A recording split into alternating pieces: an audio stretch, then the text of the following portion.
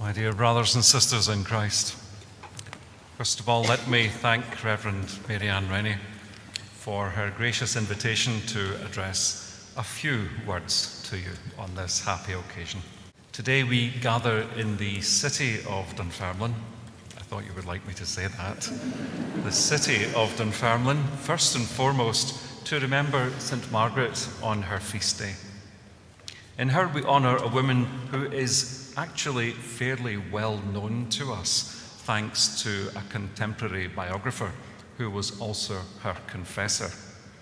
Unlike, say, Columba or Cuthbert, she doesn't have the aura of a distant Celtic myth about her. The picture we have of her is very real, somehow much more up to date. We know just what she was like, and so even at this distance we can honour her goodness, her strength of character, her patience, her mercy, her determination, her sense of justice, and her holiness. And we come here today to learn from her, for our own sake, and for that of our church and of our nation. We hold her memory dear, and we pledge ourselves to work as she did for the peace and the prosperity of our land.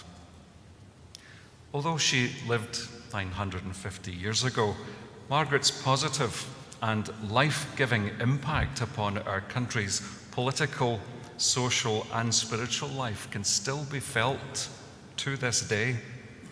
This immediately teaches us several things: that the power of goodness and holiness must never be underestimated, that leadership is a call to service of others, not of self, that love and mercy really do last forever, and that one good person can make a difference. The selfless, benign, beautiful example of St. Margaret and her continuing influence upon us is a simple proof of all those things. We continue to underestimate the power of goodness. We think it often looks weak and disarmed. But simple goodness can change people's hearts, even if it's something that is sometimes hidden from sight. Goodness is its own reward, although it may not be a reward that is immediately seen or felt. We casually lament the quality of leadership in our days.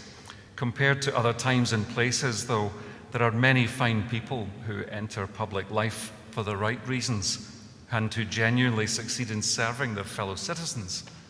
But too often, good ideals are made to give way to the democratic imperative to get elected first, and then compromises take the place of what is truly right and just and good. Occasionally, however, one person makes a difference.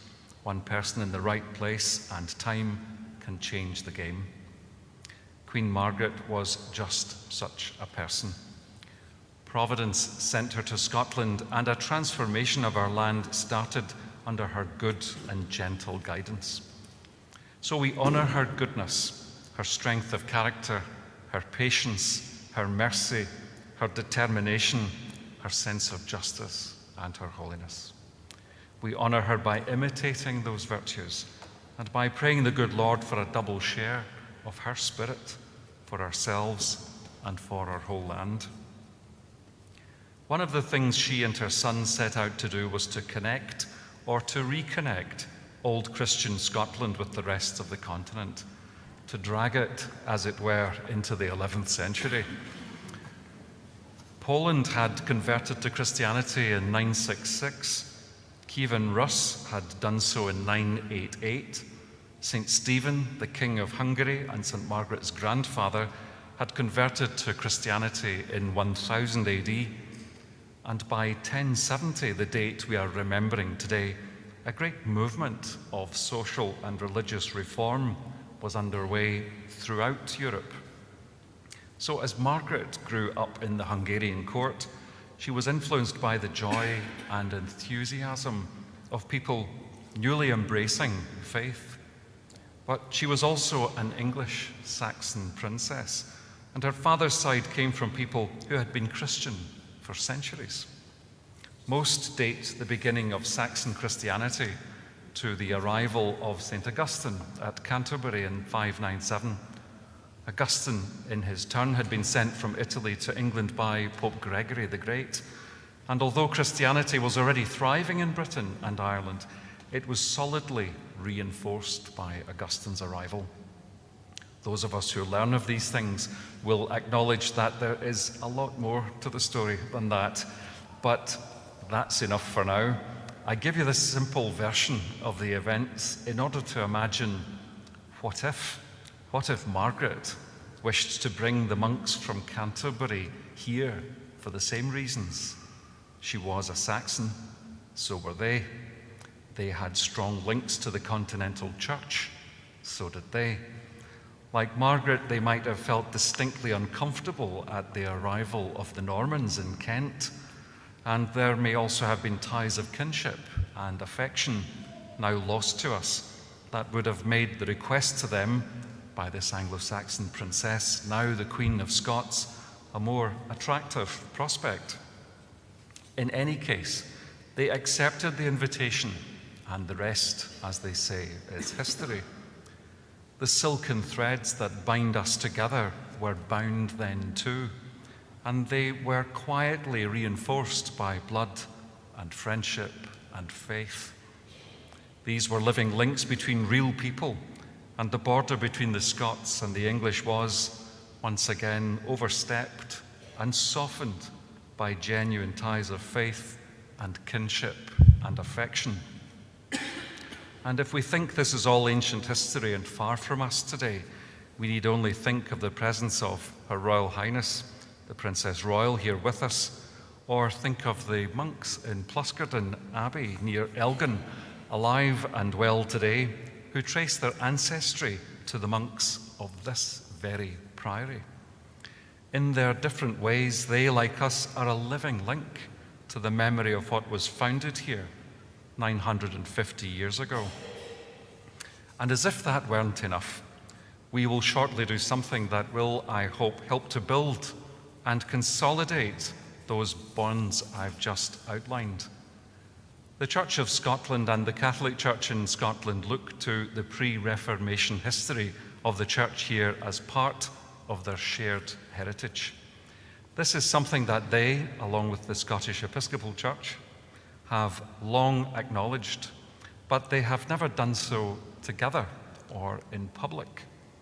The international ecumenical movement, widely acknowledged to have been begun in Edinburgh in 1910, took many decades to have its impact. And it was only in the 1980s that churches in Scotland, heirs to the Christian heritage here, started to talk to each other more seriously, to pray and to act in common. And they started, as everyone in the ecumenical movement did, by looking at what divides these ancient institutions, and in their initial enthusiasm, tried to work towards an institutional union like that seen before the 16th century. And they found it difficult, very difficult, and very tiring. And yet, at the same time, others were starting to approach the matter from a different direction. In 2010, I sat in Westminster Abbey and listened to Pope Benedict say to Rowan Williams, the Archbishop of Canterbury, before an abbey full of Christian leaders from all over the UK, that we have more in common than that which divides us. That bears repeating. We have more in common than that which divides us. It was a sentiment I hoped was true and perhaps worth exploring. And I began to wonder, if it's true, and it feels sort of true, what would it actually look like? What if, instead of chasing down all the differences that have accrued over nearly 5 centuries, we were to write down what we have in common instead? How would it be if we were to start from what we both hold dear, what we both treasure in our common heritage, and write that down instead? It needn't be an exhaustive list. It needn't be complicated. The only thing then to be sought would be the political will to go and look. Anyway, I returned to my work abroad and put these thoughts to one side. But then in 2013, I was sent back to Scotland and to Edinburgh. I returned as the Catholic Archbishop for this area, and I was invited to attend the General Assembly of the Church of Scotland. I'd never been before, and only knew vaguely what to expect. In terms of protocol and meetings and so on, well, it was fairly straightforward. But something had changed while I had been away from Scotland for 20 years. And the people attending the General Assembly let me see it. The week before I was consecrated bishop, I was at St. Andrew's at a service, and a minister walked up to me and said, "You're the new Archbishop, aren't you?" She promptly gave me a big hug and then said, "I'm Lorna Hood, and I'm the moderator of the General Assembly." Something had definitely changed while I was away. And at the following General Assemblies, I was made to feel ever more welcome. So these last 40 years have been ones characterized by sincere theological dialogue, and we have arrived occasionally at agreement. We have also learned to pray together as brothers and sisters in Christ, especially in the week of prayer for Christian unity every January.